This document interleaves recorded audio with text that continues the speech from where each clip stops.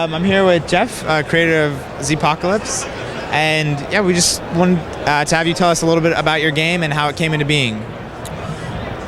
So hello, I started creating this game about a year ago, and I played a lot of different zombie games out there, and they just didn't quite scratch that itch of something that I was looking for.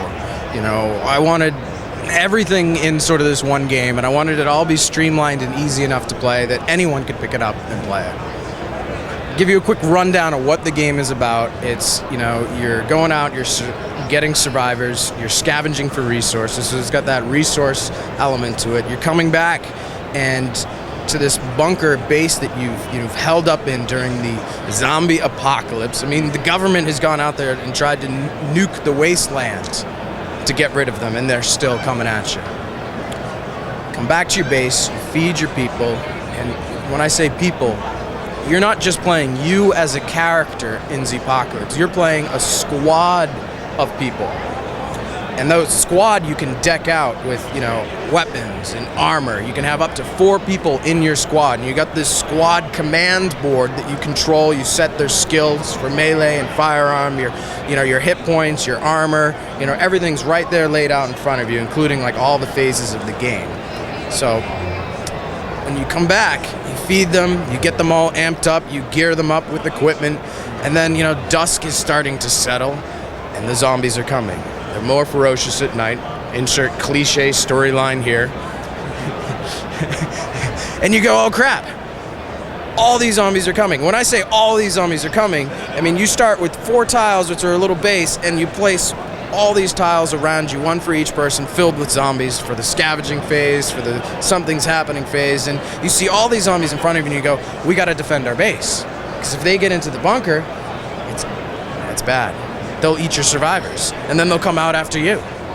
So it's got that tower defense element where you're putting up barricades, you're putting up walls, you're building traps, and then you enter this dance of death, of fighting in combat, where you're going back and forth. All the players are moving, shooting their guns, their melee weapons, using the chainsaw, the katana, the MP5. And finally, the night ends.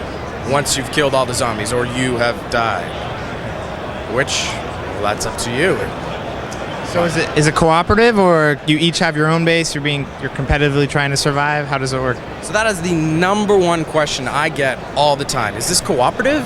I mean, it sounds like this is a really hard game.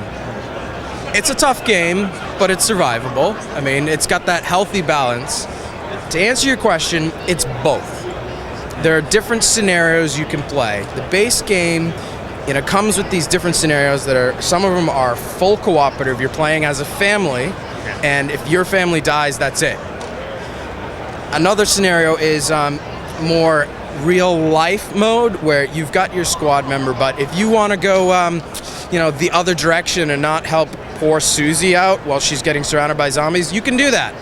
You can go that way and get your victory points and be like, nah, I'm going to let you die. But at the same time, if you get surrounded by those same zombies and die and ask Susie for help, I don't think she's going to help you. Well, that's pretty cool. I like that dynamic. So do you have any thoughts or plans to do any digital implementations of this, maybe on iOS, maybe on another platform? Yes, we do. Should I talk to you after 5:30 this evening? Oh, no. So my big scheme is this summer I'm actually going to start working on the really cool thing. If you look our game up, we have all these tiles that we've built, and we're really thinking about making a turn-based strategy to tactical game where you can go through and explore the whole entire city, collecting resources, and then going back to your base and stuff. That's sort of a way out there project. So. But right now we're focusing on, getting as many people to know about our game on Kickstarter so we can hit all those really awesome stretch goals. So you're on Kickstarter right now? Yeah, we're on Kickstarter. We did phenomenal on Kickstarter. In the first week, in 6 days alone, we hit our goal. Oh, wow. We were blown away how well we were received. I mean, we had been to like 6 or 7 conventions or total so far, and everyone's played our game. People have come back and played our game again because they've liked it so much. We ended up winning an award at TotalCon for like the best indie game out there. So right now, I think we're at 70,000 last I checked.